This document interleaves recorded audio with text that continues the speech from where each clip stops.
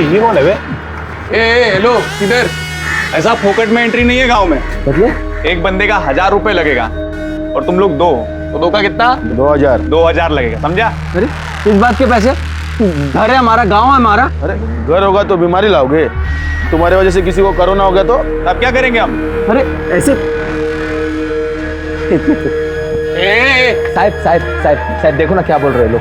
मेरे गांव में आने से मेरे को पैसे मांग रहे साहब। ये साहब आप कुछ बोलो ना। ये तो आपका आपस का मामला है, आपस में ही सुलटा लो, मुझे काय को बीच में ले रहे। साहब देखो क्या बोल रहे, जाओ जाओ देखो। ए माला माला माला माला देखो देखो, मेरी बाइकों की तबीयत ठीक नहीं है, अभी जाने दो मुझे, मैं बाद में पैसे दे दूंगा तुम लोग को, ठीक है? अभी कितना तेरे पास? अभी अभी अभी बस ये आखिरी 500 है। हाँ बस ये तेरा एडवांस हो गया, बाकी का हम लोग शाम को लेंगे, समझा? चल अभी 1500 शाम को देना। शेयर करने का तो ओ भाई कहाँ जा रहे हो? पहले वो मास्क लगाओ, हाथ आगे करो। अरे यार उल्टा उल्टा वाला, हाँ ये देखो, ये क्या है? स्टैम्प। ये आपका भी हाथ। अभी आपको 14 दिन घर से कहा बाहर नहीं निकलना है, इधर उधर घूमना नहीं, घूम के बीमारी फैलाना नहीं, समझे? और देखो किसको भी घर में सर्दी खांसी जुकाम ऐसा कुछ हुआ तो सीधा कोविड हॉस्पिटल जाना, समझे ना? चला।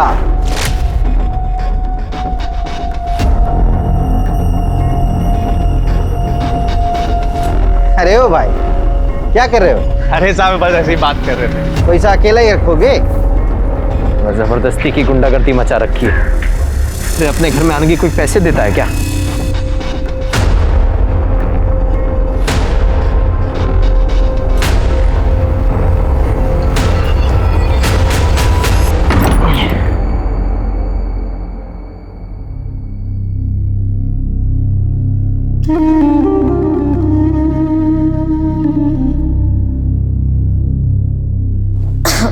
सुनिए, कुछ सोचा है? पड़ोसियों को पता चलेगा तो क्या कहेंगे? अरे तब की तब देखेंगे, अभी तू आराम कर। शाम को उनको पैसे भी देने हैं, कहाँ से लाएंगे? अरे तू क्यों चिंता कर रही है उसके बारे में? मैं हूं ना, मैं सब संभाल लूंगा।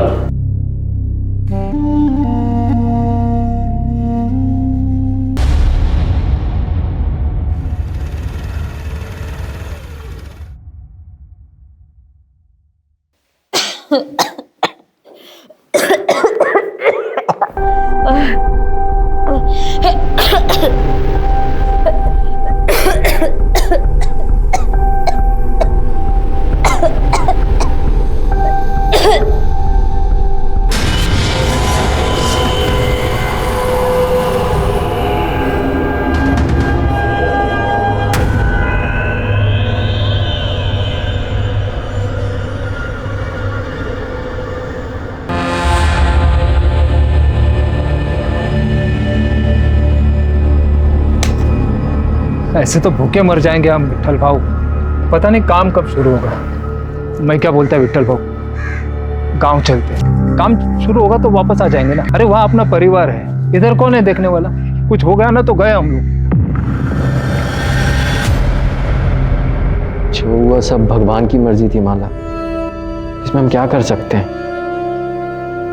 बस अब ये सोचो कि आगे सब कुछ ठीक हो।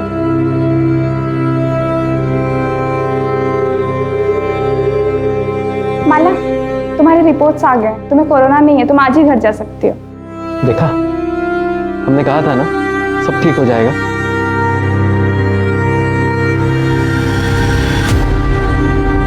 आराम से, तू आराम कर, मैं खाने का इंतजाम करता हूँ। और हाँ, जब तक तेरी तबीयत ठीक नहीं हो जाती ना, रसोई में घुसने की कोई जरूरत नहीं है। रोज रोज कौन मुफ्त में देगा खाना? अरे किसी के घर मांगने थोड़ी जा रहा हूँ, अस्पताल जा रहा हूँ, वो लोग दे रहे हैं। और अस्पताल जा रहे हो? हाँ। नहीं, आप मान नहीं जाओगे। हम कहीं और से खाना मंगा लेंगे, लेकिन बस आप मान नहीं जाओगे। वहाँ पे बहुत गलत काम होते हैं, आप मान नहीं जाओगे। माला मेरी बात, हम पड़ोसियों से ले लेंगे। माला मेरी बात, लेकिन आप मान नहीं जाओगे। माला मेरी बात सुन, माला मेरी बात। हमारा बच्चा गिर गया, इसमें मैं अस्पताल की कोई गलती नहीं। तो बच्चा हमारी किस्मत में ही नहीं था। मैं बच्चे की बात ही नहीं कर रही, मैं अपनी बात कर रही हूँ। उस अस्पताल में मेरे साथ बहुत गलत हुआ था। क्या हुआ था? बोलना माला, क्या हुआ? अस्पताल में डॉक्टर ने मेरे साथ बहुत गलत किया था। मैंने मना किया उसको, बहुत बोला, लेकिन उसने मेरी एक नहीं सुनी।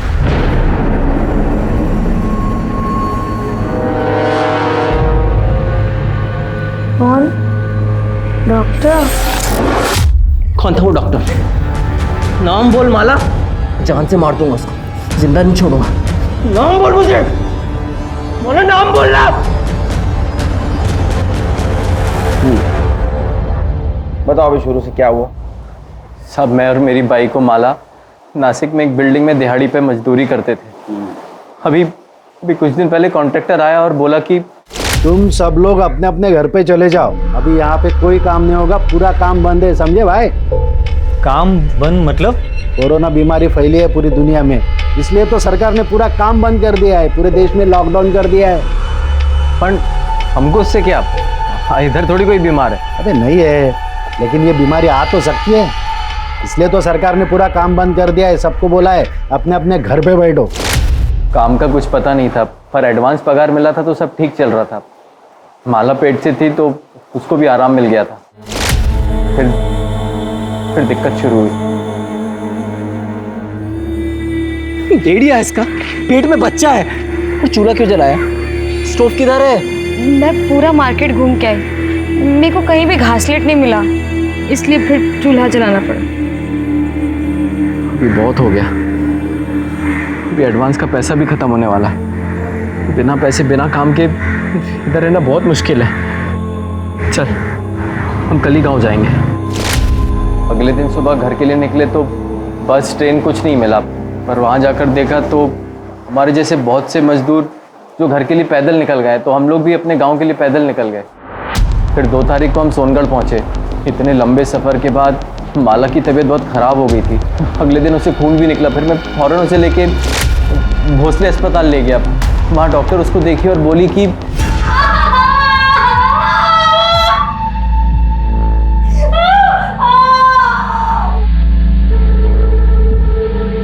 डॉक्टर साहब, माला की तबीयत कैसी है? इतना लंबा पैदल चलने की वजह से प्रॉब्लम हुई है, चेक करना पड़ेगा कि बच्चा ठीक है कि नहीं। और माला को बुखार और खांसी भी है, तो कोरोना टेस्ट भी करना पड़ेगा। रिपोर्ट जब तक नहीं आ जाते उसे यहीं आइसोलेशन वार्ड में रुकना पड़ेगा। कोरोना पता है ना? ओ, ऐसी फालतू की बीमारी जिसकी वजह से ये मुंह पे कपड़ा बांधना पड़ता है और जिसकी वजह से हमारा काम धंधा सब बंद हो गया है। फालतू की बीमारी नहीं है, बहुत ही खतरनाक बीमारी है। मैं माला से मिल सकता हूँ? अभी उसे होश नहीं आया है, होश आ जाए फिर मिल लेना, तब तक यहीं पे इंतजार करें। पता चला कि हमारा बच्चा गिर गया। बहुत तो हुआ साहब, पहली औलाद थी हमारी, माला एकदम से टूट गई थी। अभी हम लोग घर जा सकते हैं? नहीं, माला घर नहीं जा सकती, जब तक उसके कोरोना टेस्ट के रिपोर्ट नहीं आ जाते उसे यहीं आइसोलेशन वार्ड में रहना पड़ेगा। और आप भी प्लीज़ घर पे रहिए, क्योंकि अगर उसे हुआ तो आपको भी हो सकता है। उन लोगों ने मुझे अस्पताल में रुकने नहीं दिया, मैं क्या करता, मैं घर आ गया। लेकिन माला वहीं रही 2 दिन, 5 और 6 तारीख को। आज जब उसको घर लेकर आए तब उसने बताया कि वो डॉक्टर ने उसके साथ दोनों दिन जबरदस्ती किया। तुम्हारी बीवी माला को मिलना पड़ेगा।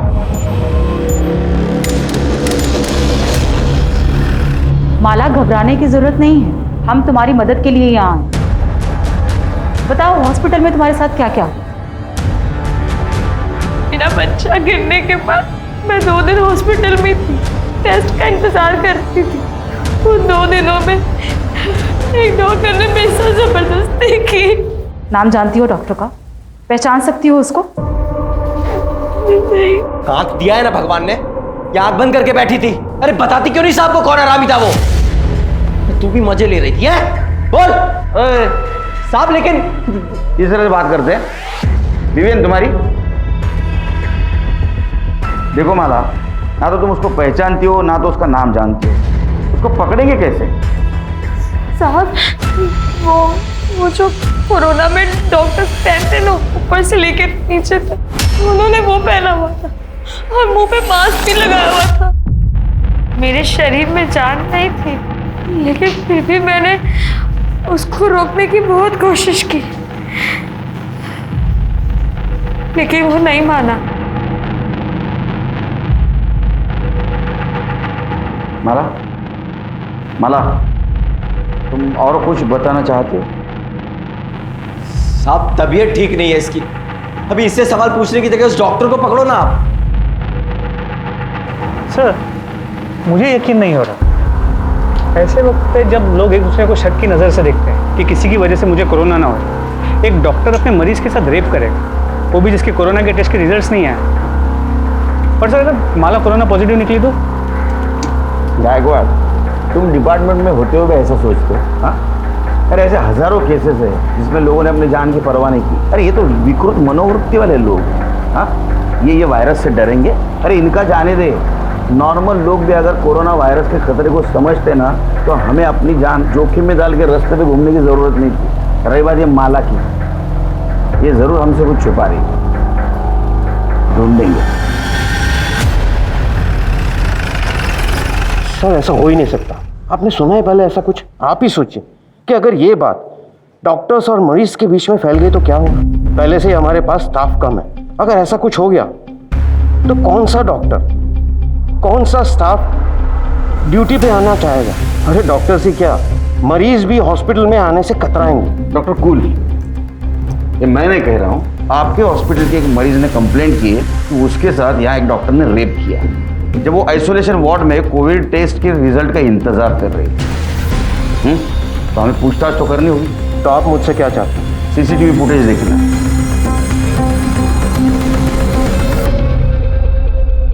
ये तो आपको पता ही होगा कि वुमेन आइसोलेशन वार्ड में सीसीटीवी कैमरा नहीं होता। तो हमारे पास 5 और 6 तारीख की लॉबी और पैसेज की फुटेज है जो आप देख रहे हैं।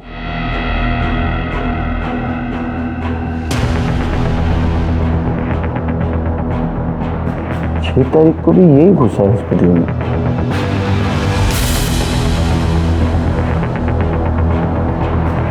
ये देखिए, तो पता, अब इसको पता था यहाँ सीसीटीवी, इसलिए इसने अपना चेहरा नहीं दिखाया। आप तो अब समझ गए डॉक्टर पाटिल, ये आपके हॉस्पिटल का स्टाफ ही है।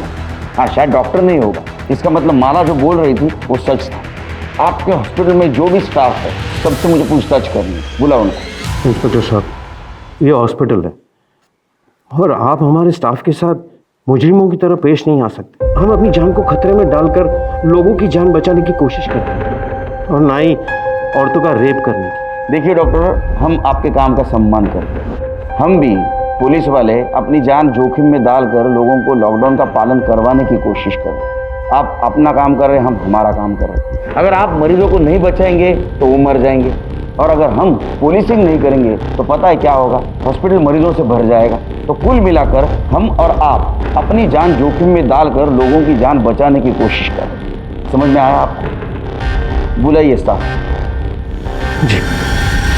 देखो, माला के साथ जो कुछ भी हुआ है शायद कल तुम्हारे साथ भी हो सकता है। ऐसा होना नहीं चाहिए लेकिन हो सकता है।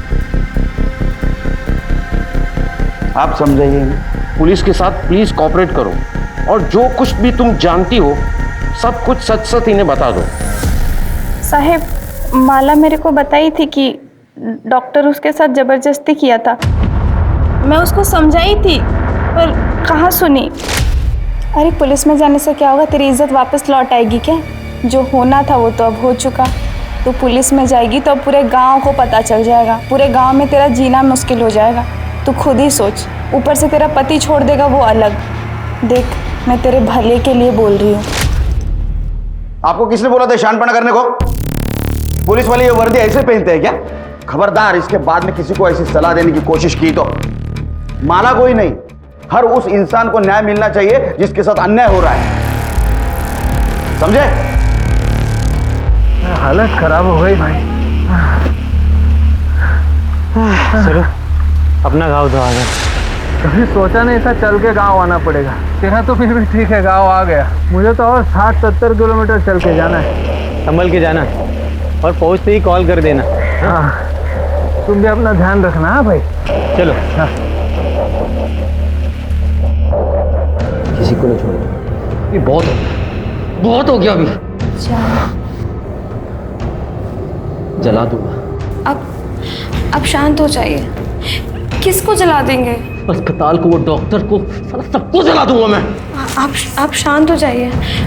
पुलिस ढूंढ रही है ना डॉक्टर को। इतना बुरा हुआ तेरे साथ, तू इतना शांति से कैसे है? तू चाहती भी है वो डॉक्टर पकड़ा जाए? ये आप क्या बोल रहे हैं?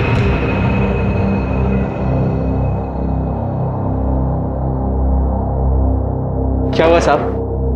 वो डॉक्टर को आप लोग पकड़े कि नहीं? देखो राजू, केड़कर साहब अभी आया नहीं है, थोड़े टाइम के बाद आना। बाद में नहीं, मेरे को अभी जानने का है कि वो डॉक्टर को पकड़ने में आपको कितना टाइम लगेगा अभी। शोर मत मचाओ, ये तुम्हारा घर नहीं है, पुलिस स्टेशन है। हम लोग कार्रवाई कर रहे हैं। तो तुम्हारी जानकारी के लिए ये बता देता हूँ कि जिसने भी तुम्हारी बीवी के साथ जबरदस्ती की है ना, वो कोई डॉक्टर नहीं है। समझा मैं। अभी सब समझा मैं। वो डॉक्टर है, बड़ा आदमी है, पैसे वाला, तो उसको काहे को पकड़ोगे आप लोग? नहीं, गरीब मानुस। हाँ, गरीब की कौन सुनता है? कौन सुनता है साहब गरीब की? राजू क्यों चिल्ला रहा है तू? साहब वो तेरी बात सुन ली, इसलिए तो कार्रवाई कर रहा ना। जब पकड़ा जाएगा तेरे को इन्फॉर्म कर देंगे। फिर से पुलिस स्टेशन में आके राडा नहीं करने का, तो पहले तेरे को अंदर कर दूंगा। जा घर पे जा, निकल।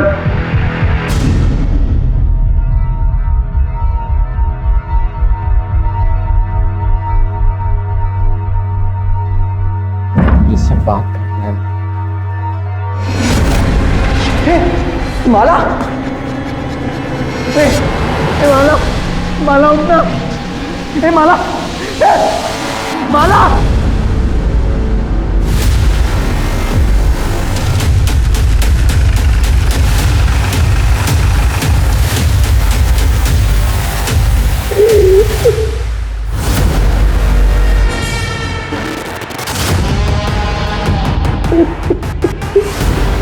चल ले, मैं दूंगी।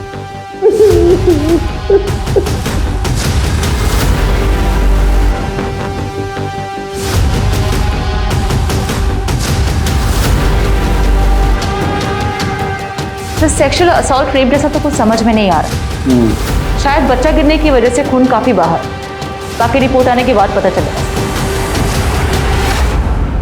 सर गले पे निशान, गला घोट के मारा गया। घर की हालत, बिखरा हुआ बेडशीट, मरने से पहले काफी स्ट्रगल हुआ। प्रताप, मुझे लगता है ये काम राजू ने किया है। अपने सामने कितना गुस्सा कर रहा था, देख। पीठ पीछे कितनी तकलीफ देता हो। उसने गुस्से में आके शायद इसका गला दबा के इसको मार। एक काम करो, बॉडी पोस्टमार्टम के लिए भेज दो और इसके फीटस से राजू का डीएनए मैच करवा दो। सर क्या साहब, आप अभी मेरे को ही फंसा रहे हो कि मैंने माला को मार दिया? शांत हो जाओ, शांत हो जाओ, बैठो। खून को कंट्रोल करते जा जरा, समझा? ये गुस्सा है ना, ये गुस्सा है, उसका वजह है। मानो कि किसी और ने हाथ लगाया, तुम सहन नहीं कर पाए। उसको तो कुछ नहीं कर पाए, इसलिए तुमने माला को मार दिया। लेकिन सर उस टाइम पे तो मैं पुलिस स्टेशन में था, आपके सामने था सर। मैं कैसे मार दूंगा उसको, आप बताइए ना। वो चाहना रे तू पुलिस से गवाही दिलवाएगा? तो पुलिस स्टेशन में था। सच देखा जाए तो माला का मर्डर करके पुलिस स्टेशन आया था। यहाँ से तू वहां वापस गया और तूने नाटक किया कि माला को किसी ने मार दिया। वहां माला की बॉडी किसी ने देखी नहीं थी। हमने अड़ोस पड़ोस में पूछताछ की तब पता चला तूने गांव वाले लड़कों को जान से मारने की धमकी दी थी। हाँ, दी थी धमकी उनको। मेरे गांव में मेरे घर में घुसने के मेरे से 2000 रुपए मांगे थे साहब। आखिरी के 500 रुपए थे, वो भी ले लिए उन्होंने, और शाम को वो बाकी के 1500 रुपए लेने आ गए थे घर। चल पैसा निकाल। तो बोला था ना बाकी का 1500 शाम को देगा करके। बोला था पर अभी नहीं हो पाया। अभी तू जा, बाद में देता हूँ। दे देख, साला गांव में घुस गया, अभी बहाना मारता है। चुपचाप से पैसा दे, नहीं तो देख क्या करेंगे हम लोग। अरे बोला ना देता हूँ, पैसा भी नहीं है, आके देता हूँ, अभी जा यहाँ से।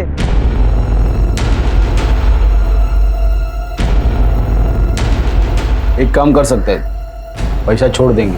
क्या? तेरी बाइकों का हमको मजे लूट लो। क्या? हाँ, बस एक बार मजे लेने दे, फिर तेरा पैसा मार।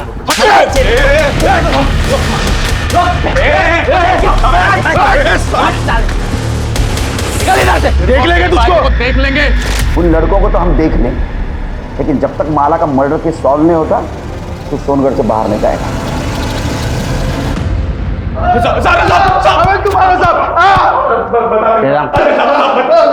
बोल। बता दे साहब, हमने उन सब लोग से पैसे लिए थे साहब, मजदूरों से, गांव वालों से। गांव में घुसने के लिए पैसे लिए थे साहब। अरे राजू के घर पे क्या हुआ बोल। सब साहब, हम वो बाकी के 1500 लेने गए थे उसके घर पे। तभी उससे थोड़ा झगड़ा हुआ था साहब, लेकिन उसकी बाइकों को हम कुछ उल्टा सीधा नहीं बोले साहब, राजू हम पे भड़क गया था, उल्टा मारपीट करने लगा साहब वो। हाँ साहब, बदला लेना था हमको उनसे, बहुत बेइज्जती की थी हमारी, पर माला को हमने नहीं मारा साहब। हाँ साहब, हम दोनों वहाँ वापस नहीं गए साहब। ये हमारा यंग जनरेशन, एफआईआर दर्ज करो। सर मैंने गांव में घुसने के लिए किसी से भी कुछ भी पैसा नहीं लिया सर। सर मुझे पता भी नहीं है कि वो लड़का ऐसे कुछ कर रहा है। सर मैं तो अपनी ड्यूटी पूरी ईमानदारी के साथ निभा रहा था सर। जो भी आता उसका आधार कार्ड पहले चेक करता था और बाद में देखता कि वो सोनगढ़ का है कि नहीं। अगर वो सोनगढ़ का है तो ही उसके हाथ के ऊपर स्टैंप लगाता और बोलता था कि 14 दिन घर में रहो। सर मैंने राजू और माला के केस में भी यही किया सर। जाओ, मास्क। जैन सर, अपने डिपार्टमेंट में ऐसे लोग भरे हैं, हम किसको क्या बोलेंगे? सर साफ पता चल रहा था कि कांबळे झूठ बोल रहे हैं, नक्की पैसे खाता तो। अब नहीं खाएगा क्योंकि उसको मालूम है अपनी नजर है उसके ऊपर। माला के पीएम रिपोर्ट का क्या हुआ? सर अब तक नहीं आई। एक्चुअली वो पूरी टीम कोरोना के केसेस में भी थी, इसलिए वक्त लग रहा है, लेकिन सर जल्दी आ जानी चाहिए। सर डीएनए रिपोर्ट के मुताबिक माला के जो पेट में बच्चा था सर, उसका डीएनए राजू के डीएनए से मैच नहीं होता। देख, तेरे डीएनए से तेरे बच्चे का डीएनए मैच नहीं हुआ, इसका मतलब समझते हो? एक बात बताओ, तुम्हारी बीवी माला का नासिक में किसी के साथ चक्कर था या कोई उसका फायदा उठा रहा था? ये पक्का उस शेलार का काम होएगा, उसी की नजर थी मेरी माला पे। कौन शेलार? नासिक में मैं और माला जिधर मजदूरी करते थे वहाँ पे सुपरवाइजर था। कुछ महीनों पहले मुझे जुए का लत लग गया था, मैं 5,000 रुपये हार गया, पैसे नहीं था, तो वो भरने के लिए मैंने सोचा साइड से कुछ चोरी करके उसको बेच के वो पैसा भर देगा, लेकिन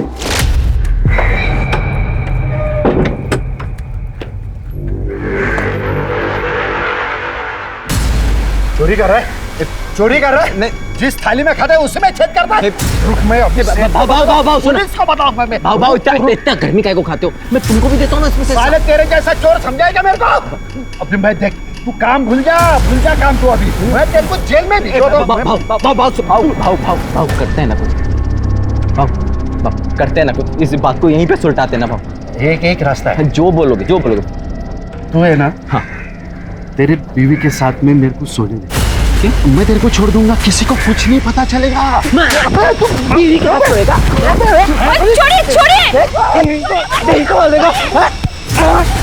बीवी के साथ सोएगा? अरे जान से मार दूंगा। अरे मैं हाथ उठाता है, मैं तेरे को छोड़ूंगा नहीं। शेलार ने तभी पुलिस को ना वो मुड़क साहब शेलार ने तभी ना पुलिस को ना सेठ को मेरी शिकायत की।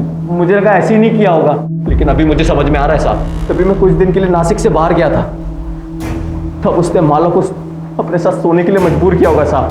तो मुझे एक बात समझ में नहीं आ रही, माला ने मेरे को कुछ बताया क्यों नहीं अभी तक? शेलर का एड्रेस ले लो, उसको थाने बुलाओ। अरे साहब मेरे को क्यों बुलाया इधर? मैंने क्यों बुलाया साहब? मेरे को, मैंने कुछ नहीं किया है साहब। गरीब औरतों का बहुत शारीरिक शोषण करता है ना तू? शोषण? क्या बात कर रहे हैं साहब? मैं अभी मेरे सेट को फोन करता हूँ, उनको बुला लेता हूँ। जगह लगा, फोन लगा, तेरे सेठ को फोन लगा। उसको भी समझने दे, उसका साइट सुपरवाइजर गरीब औरतों का कैसा शारीरिक शोषण करता है। और उसमें जब राजू और माला भी थे ना, तूने माला का फायदा उठाया, उसका शारीरिक शोषण किया, तेरे बच्चे की माँ बनने वाली थी, उसके बाद में तूने उसको मार दिया। उसका मर्डर हो गया साहब? उसका मर्डर हो गया? मेरे को तो पता भी नहीं साहब। तू तो अब ये भी बोलेगा मैंने माला का फायदा नहीं उठाया, उसका शारीरिक शोषण नहीं किया, उसको नहीं मारा? कसम से साहब मैंने नहीं मारा। हाँ, उसका फायदा जरूर उठाया साहब, लेकिन वो सामने से आई साहब, सब जो भी हुआ वो मर्जी से हो उसके साहब। माला ने मेरे को उसके घर पे बुलाया साहब, तो मैं उसके खोली पे गया और देखा तो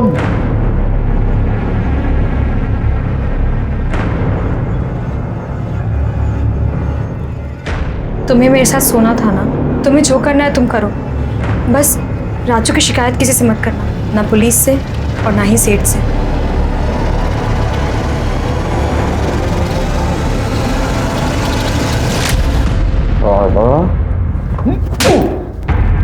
इसको फायदा उठाना बोलते, समझा? साहब आप कुछ भी कह लो साहब, लेकिन मैंने उसका मर्डर नहीं किया साहब। और हाँ, मेरे को ये भी पता है साहब, ये बात ना उसने राजू को भी नहीं बताई थी साहब। तब तक नहीं बताई जब तक वो नासिक छोड़ के उनके गांव चले नहीं जाते। और इसके बदले में मैंने उसकी चोरी की बात किसी को नहीं बताई साहब। राजू और माला के अलावा और कौन कौन गया था गाँव वापस?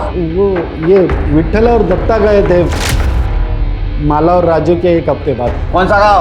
वो विट्ठल तो इधर का ही है साहब, सोनगढ़ का। राजू पहचानता है उसको। और वो दत्ता यहाँ से 60-70 किलोमीटर दूर पिंजर गाँव है साहब, वहाँ पे रहता है।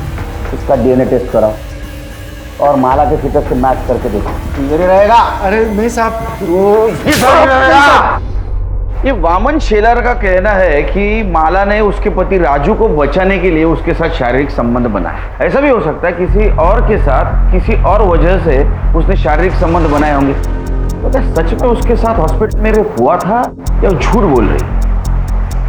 या किसी और वजह से उसने हॉस्पिटल में भी किसी के साथ शारीरिक संबंध बनाए थे? सर इस वामन की बात पे विश्वास कैसे कर सकते हैं? हो सकता है झूठ बोल रहा हो सकता है, लेकिन हमारे पास कोई सबूत नहीं है। क्या चलो सर, चाय अच्छी नहीं है? सवाल अच्छे बुरे चाय का नहीं है, वो बाकड़े की चाय की आदत है। इसकी आदत होने के लिए टाइम जाएगा, शक्कर भी कम डालिएगा। अच्छा, ये माला की पीएम रिपोर्ट का क्या हुआ? सर डॉक्टर से कह दिया है आज शाम तक आ जाएगी। और वो विट्ठल सुरवे, उसका एड्रेस मिला? जी सर। वो माला और राजू भोर को जानता है? हाँ सर, अब मेरे को पता चला माला के मर्डर के बारे में, लेकिन ये लॉकडाउन की वजह से राजू को मिलने को नहीं जा पाया था। लेकिन क्या हुआ साहब, आप लोग इधर तो कितने तारीख को निकला था नासिक से? 6 तारीख को निकला साहब। और कब पहुंचा? 8 तारीख को पहुंच गया। तो बॉर्डर पे किसी हवलदार ने रोका नहीं? हवलदार ने नहीं रोका साहब, लेकिन वो गांव के लड़के लोग ने रोका साहब। गांव में एंट्री करने के लिए 1000 रुपये दिया मेरे से। कौन था तेरे साथ? और मेरा दोस्त साहब दत्ता, उसके साथ आया। क्या करता है दत्ता? तो मेरे साथ नासिक में काम करता है साहब साइड से। वो कहाँ गया? वो उसके गाँव चला साहब, पिंजे गाँव। और 8 तारीख को आने के बाद तू कहाँ गया? साहब ये लॉकडाउन चालू है तो बाहर किधर जाएगा, घर पे ही था।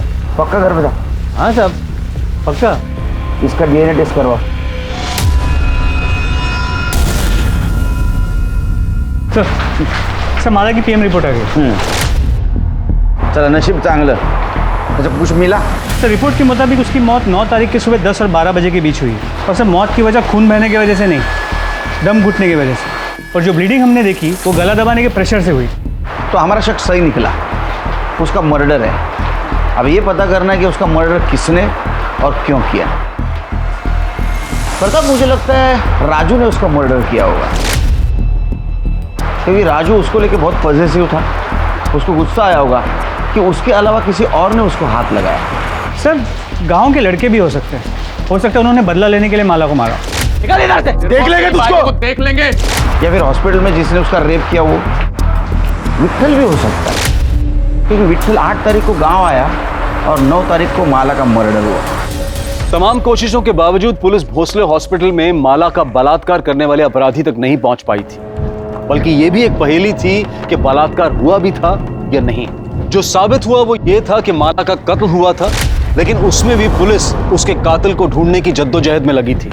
वामन शेलार और विट्ठल पर पुलिस को शक तो था, लेकिन दोनों का डीएनए माला के अजन्मे गर्भ से मैच नहीं कर रहा था। ये केस एक नहीं बल्कि 3 सूरतों में पुलिस की नींद हराम किए हुए था। पहली, माला जब सोनगढ़ आई थी तो उसके पेट में किसका गर्भ था? दूसरी, हॉस्पिटल के आइसोलेशन वार्ड में उसके साथ बलात्कार हुआ था, क्या ये सच था या वो झूठ बोल रही थी? और अगर वो झूठ बोल रही थी तो क्यों? या फिर ऐसा था कि ये संबंध उसने अपनी मर्जी से बनाए थे? और तीसरी, वो कौन हो सकता था जिसने माला को उसी के घर में घुसकर मौत के घाट उतार दिया? पुलिस के पास संदिग्ध तो कई थे, लेकिन सबूत किसी के भी खिलाफ नहीं था। सर 8 तारीख को माला अस्पताल से डिस्चार्ज हुई और 8 तारीख को ही विट्ठल और दत्ता सोनगढ़ पहुंचे। और विट्ठल के मुताबिक तभी के तभी दत्ता अपने गांव पिंजगढ़ के लिए पैदल निकला, जो करीब 60 से 70 किलोमीटर दूर है। सर हम सबको तो चेक कर चुके हैं, वो कौन हो सकता है जो माला के बच्चे का बाप था जिसने उसका मर्डर किया? ये दत्ता पिंजगढ़ कब पहुंचा पता करो। सर हमने विट्ठल के कॉल रिकॉर्ड्स चेक किए और उसमें यह पता चला कि 12 तारीख की रात को हमारी पूछताछ के बाद उसने एक नंबर पर 20 बार कॉल किया। कितने बार? 20 बार। और सर बातचीत काफी लंबी हुई। नंबर किसका था? दत्ता राव के। दत्ता राउत? अब बता, इतने फोन क्यों किया? साहब वो हालचाल पूछने के लिए फोन किया था साहब। हलचल पूछने के लिए 20 बार फोन? किसके हाल खराब थे, किसकी चाल खराब थी रे? वो साहब इधर उधर की बात कर रहे थे हम लोग। ए, तू क्या वेड़ा समझ लगा मला? हाँ, सच सच बता, नहीं तो इतना मारूंगा ना इधर का उधर हो जाएगा, समझा? नहीं साहब, सब बताता हूँ साहब। वो साहब उस दिन साइट पे काम जल्दी खत्म हो गया तो मैं और दत्ता राजू की खोली के बाहर दारू पी रहे थे साहब। तो राजू की खोली से कुछ आवाज आया। राजू के घर पे कौन है? राजू आ गया क्या? देखते।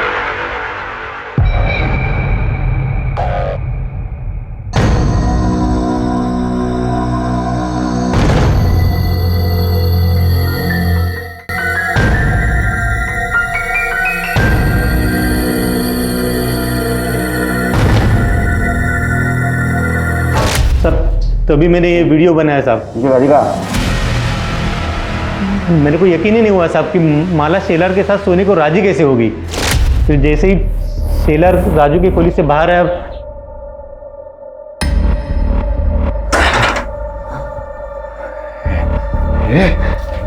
कपड़े उतर। भाव, पागल हो गए क्या? निकलो निकलो यहाँ से, निकलो वरना मैं शोर मचाऊंगी। निकलो भाव। तू क्या शोर मचेगा? मैं मचाता है ना शोर, बुलाते हैं सबको और बताता है वो राजू इधर नहीं है ना, तो शेलर के साथ तू कैसे मजे मार रही है? कपड़े निकाल। भाव भाव छोड़ो, भाव निकलो निकलो यहाँ से। कपड़े उतार दिए कि बुलाओ सबको? साहब मुझे क्यों मार रहे? मैंने कुछ नहीं किया था। ये आराम कर, झूठ बोल रहे हो सब। नहीं झूठ बोल रहे, नहीं झूठ बोल रहे साहब। ये देखो साहब। अरे आ तू है ना, अब और मार खाने के बाद गलती हो गई साहब, गलती हो गई साहब। एक बार गलती हुई, बार बार गलती हुई? वो साहब को मुझे शेलर का तो मालूम नहीं है, पर मैं सर 4 बार माला के घर पे गया, उसको बदनामी की धमकी दिया और बाद में उसको रेप किया और मार दिया। 8 तारीख को तू सोनगढ़ बॉर्डर पे इसके साथ पहुंचा। वैसा देखा जाए तो 9 तारीख को तेरे गांव पहुंचना चाहिए था शाम तक, लेकिन तू 11 तारीख को दोपहर में पहुंचा। 36 घंटे क्या कर रहा था रे तू? कहाँ था? थक गया था ना साहब चल चल के, थोड़ा आराम करने के लिए रुक गया। 36 घंटे सो रहा था तू? सच बता, तो इतना मारूंगा ना पूरी हड्डी पसली एक कर दूंगा। बताता हूँ साहब, बताता हूँ, मारना मत साहब। सच बता ना। वो साहब नशे के हालत में मैंने वो माला से जबरदस्ती तो कर ली साहब। बाद में अकल आई कि वो शेलर सिर्फ माला के साथ सोने की बात किया था, तो राजू ने उसकी हड्डी पसली तोड़ दी थी। मेरे बारे में उसको मालूम पड़ता तो मेरे को तो जान से मार देता था साहब। मैं बहुत डर गया था साहब, लेकिन फिर पता चला कि माला पेट से राजू लड्डू बांट। मतलब ये था कि उसको अब तक तो कुछ पता नहीं था, लेकिन माला साहब वो कुछ ऐसे घूर के और गुस्से से मेरे को देखती थी, लगता था कभी भी राजू को बता दे। माला और राजू सोनगढ़ जाने के लिए निकले। उस वक्त तो माला ने मुझे कुछ से गुस्से से देखा था ना साहब, लगा था अब कुछ तो होने वाला। मैं डर गया था साहब। उसके बाद तो साहब वो राजू मेरे सपने में आता था साहब, मेरी छाती में बैठ के कोई तो से मेरे को मारता था साहब। नाटक मत कर। नाटक नहीं साहब। उसके बाद मैंने इसको बोला गांव चलते, दोनों साथ में ही गांव जाने के लिए निकले थे साहब। वहाँ सोनगढ़ के फाटे पे पहुंचे तो ये सोनगढ़ के अंदर चला गया। देखा कि इसने वो बच्चे, वो गांव के लड़के थे ना, उनको पैसे देके अंदर घुस गया। मैं तो सीधे अंदर नहीं जा सकता था ना साहब, तो मैंने रात होने की राह देखी ताकि वो लोग सो जाए। तो जैसे रात हुई मैं भी अंदर घुस गया। जाते ही पहले वो राजू का घर ढूंढा साहब, फिर रात भर उधर ही छुपा रहा।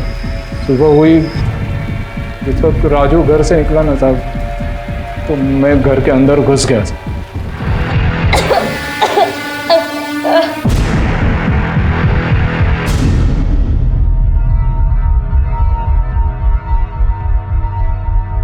ले, गंगा जल समझ के पी ले, क्योंकि तू मरने वाली है अभी। हाँ? रात को नींद नहीं आती है मेरे को, इस डर से कि तू सब राजू को बता देगी और आगे मुझे मार देगा। मैं मर जाऊं इससे तो अच्छा है कि तू। वो मैं राजू को कुछ नहीं बताएगी। आयुष्मान, मैं रिस्क नहीं ले सकता है ना। 9 तारीख को तू सोनगढ़ पहुंचा तो 5 और 6 तारीख को माला का रेप कैसे किया? नहीं साहब, 6 तारीख को तो हम लोग नासिक से निकले थे गांव आने के लिए। 2 दिन तो रास्ते पे ही चल रहे थे। इसको पूछो ना साहब, साथ में थे हम लोग। साहब मैं 6 तारीख को वहाँ था ही नहीं, तो मैं रेप कैसे कर सकता हूँ? माला का रेप और मर्डर दोनों केस फाइल करो, लेकर जाओ इसको।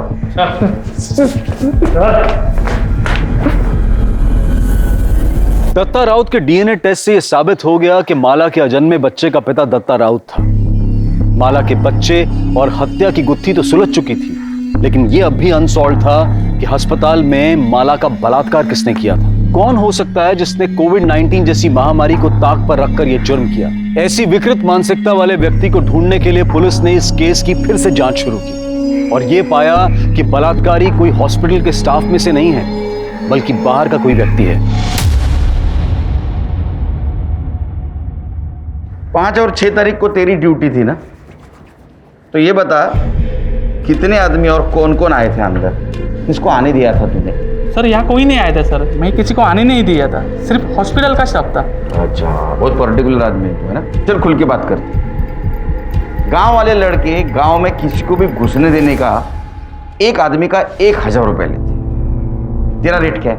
सर ये आप कैसी बातें कर रहे हैं? अरे दोस्ताने में बात कर रहा हूँ उसके साथ। हाँ, गलती मान ले। तूने अगर गलती मान ली तो एक मरी हुई औरत को न्याय मिलेगा, और अगर हम अपने पे उतर आए तो तेरे को न्याय दिलाने वाला कोई नहीं रहेगा। समझा?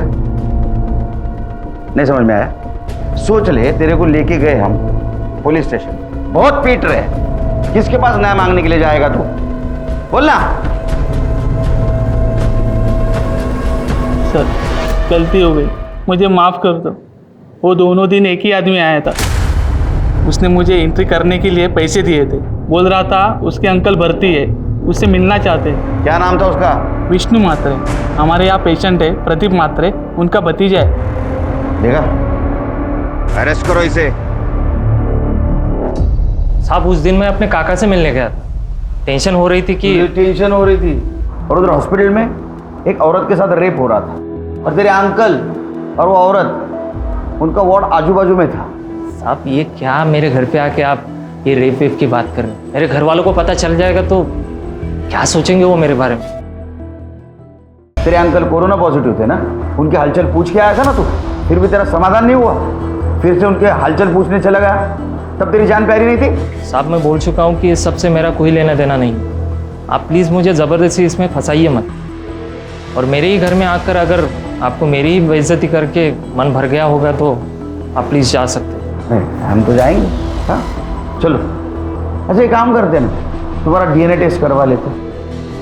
तुमने कुछ किया ही नहीं ना, तो करवा लेते डीएनए टेस्ट। हाँ, अगर तू ना करेगा तो पुलिस वाले शक करेंगे तेरे पर। नहीं मतलब हाँ हाँ हाँ हाँ ले लो। डीएनए के टाइम वो विष्णु की हालत देखी तुमने कैसी हुई थी? मुझे लगता है रेप उसने किया होगा, क्योंकि 5 और 6 तारीख को उसके अलावा हॉस्पिटल में कोई नहीं आया, और हॉस्पिटल के सारे स्टाफ की हिस्ट्री तो हम लोगों ने निकाली है। लेकिन सर हमारे पास उसके खिलाफ कोई सबूत नहीं है। हमने डीएनए सैंपल लिया तो है, लेकिन उससे क्या हो? हेलो हेलो, आएगा कोरोना का वैक्सीन आएगा, टेंशन मत लो। सॉरी सर, मैं केस से रिलेटेड ही कुछ ढूंढने की कोशिश कर रही थी। सर आइसोलेशन वार्ड में बेडशीट को डिस्ट्रॉय करने के लिए एक प्रोसीजर फॉलो किया जाता है, ताकि अगर कोई पॉजिटिव पेशेंट मिले उसका इन्फेक्शन दूसरे तक ना फैले। सर अगर भोसले अपने हॉस्पिटल में ये प्रोसीजर फॉलो करता है तो सर विष्णु की गर्दन दबोचने का मौका है हमारे पास। कैसे? सर पता करो भोसले हॉस्पिटल में प्रोसीजर फॉलो होता है क्या? अगर होता है तो विष्णु जरूर पकड़ा जाएगा।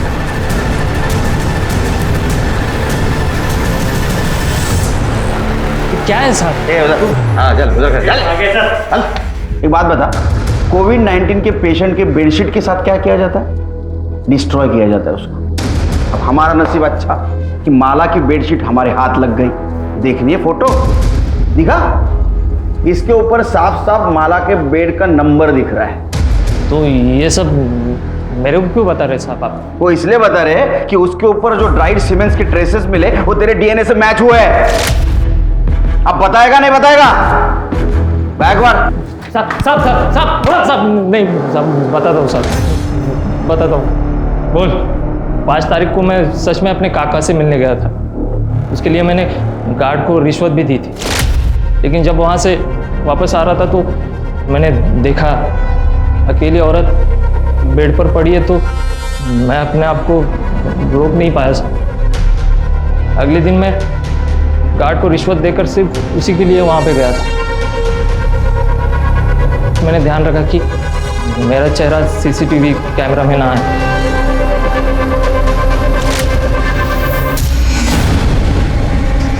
कौन? डॉक्टर? गरीब, लाचार और बीमार औरत के ऊपर अत्याचार करने में तुम जैसे लोग मर्दानगी समझते हैं। वो बेचारी कोविड-19 से तो बच गई, लेकिन तू और तेरे जैसे दरिंदों से नहीं बच पाई। चार्जशीट फाइल करा। कोरोना वायरस जैसी महामारी और लॉकडाउन ने हमें बहुत कुछ सिखाया है और बहुत कुछ दिखाया भी है। शायद हम पहले से ज्यादा संवेदनशील हुए हैं। जहां एक तरफ इस मुश्किल की घड़ी में कुछ लोग अपनी कमाई, अपनी सेविंग्स को डोनेट करके अनजान लोगों की मदद करने की कोशिश कर रहे थे, वहीं विष्णु महात्रे, दत्ता राउत, वामन शेलार और विट्ठल सुर्वे जैसे लोगों ने इससे कोई सीख नहीं ली। माला भोईर, जिसने जिंदगी और मौत तकलीफ में देखी, जिसकी शुरुआत उसके पति राजू भोईर को बचाने के गलत तरीकों से हुई, इस केस से हमें यह सबक मिलता है कि गलत काम करने का कोई भी सही तरीका नहीं हो सकता है। इसलिए अपनी गलती का सामना करें और आगे के लिए सीख लें, ताकि दोबारा किसी मुसीबत में ना पड़े। अब मैं अनूप सोनी आपसे विदा लेता हूं। फिर मुलाकात होगी क्राइम पेट्रोल सतर्क में एक और नए केस के साथ। तब तक अपना और अपने परिवार का ख्याल रखें, सतर्क रहें, सुरक्षित रहें और देखते रहें क्राइम पेट्रोल सतर्क। जय हिंद।